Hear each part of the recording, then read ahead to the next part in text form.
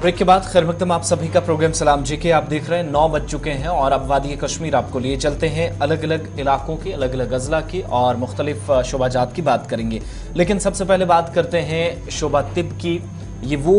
Department है जिस पर आने वाले दिनों के अंदर मजीद आप दबाव भी कुछ हिस्सों में देखेंगे, लेकिन खिदमात ज़्यादा इसकी रहती हैं और होनी भी चाहिए। सरमा जैसे जैसे शुरू होता, लेकिन जैसे ही सरमा का आगाज़ हुआ शिकायतें आना भी शुरू हो गई और कुछ एक इलाकों में ये भी अब इतलात हैं कि अस्पतालों पर भी इजाफी बोझ बढ़ने लगा है। बड़े सरकारी अस्पतालों को शहर में ही आप देखेंगे तो इन पर पिछले कुछ दिनों के दौरान पेशेंट्स का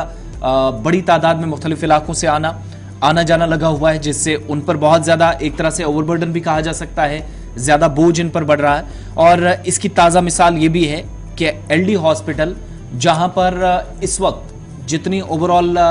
जितने पेशेंट्स एक बार जिनको देखा जा सकता है उससे कहीं ज़्यादा, यानी डिस्ट्रिक्ट वाइज जहां पर हॉस्पिटल्स में जो मरीज पहुंचते हैं उनको रेफर कर दिया जाता है। और एलडी हॉस्पिटल में बडगाम और साउथ कश्मीर के अनंतनाग डिस्ट्रिक्ट से सबसे ज़्यादा जो रेफरल केसेज हैं अब तक यहां पर रिकॉर्ड किए गए हैं साल 2022 में। और अब चूंकि सरमा है तो अब और थोड़ी सी परेशानी बढ़ेगी, लेकिन साल 2022 में जो रेफरल का केसेस का सिलसिला रहा है 15,000 से ज्यादा केसेस यूनियन टेरिटरी के इस एक जिले के अंदर बड़े सरकारी अस्पतालों में पहुंचे। डिस्ट्रिक्ट हॉस्पिटल से बड़े सरकारी अस्पतालों में, श्रीनगर इन अस्पतालों में मरीजों को रेफर किया गया। मुख्तलिफ अमराज के शिकार इनमें लोग थे। इनमें SMHS हॉस्पिटल में भी तकरीबन 3,000 लोगों को रेफर किया गया। तकरीबन 2500 प्लस केसेस जो हैं वो chest disease hospital Srinagar refer किया गया। इसी तरीके से ललदेज जो जच्चा बच्चा अस्पताल है यहाँ पर भी 9,000 प्लस केसेस अब तक रिपोर्ट हुए साल 2022 में, 1 जनवरी 2022 तक। और आज नवंबर के महीने में सरकारी आदादोशुमार के मुताबिक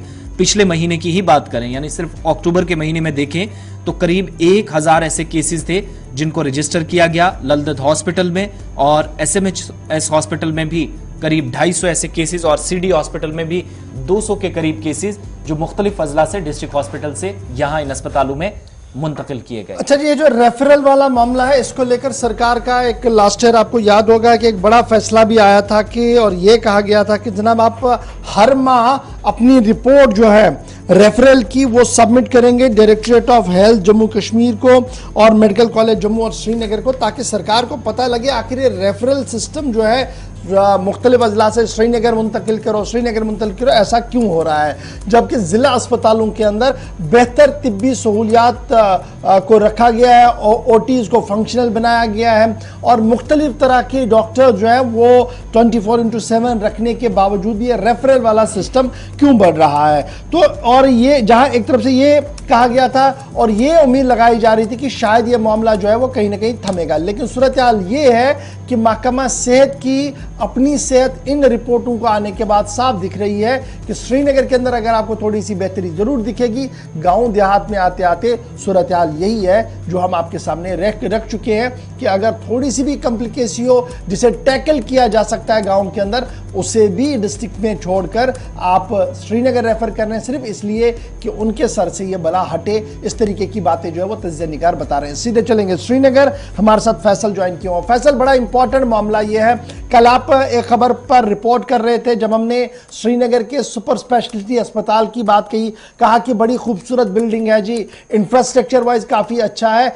लेकिन बुनियादी सतह पर श्रीनगर अस्पताल के अंदर ब्लड बैंक नहीं है और यह सुपर स्पेशलिटी अस्पताल की खबर आप बता रहे थे। और आज जो हम सुबह खबर कर रहे हैं वो ये है कि सरकार ने लास्ट ईयर ये फैसला लिया था कि रेफरल सिस्टम पर रोक लगे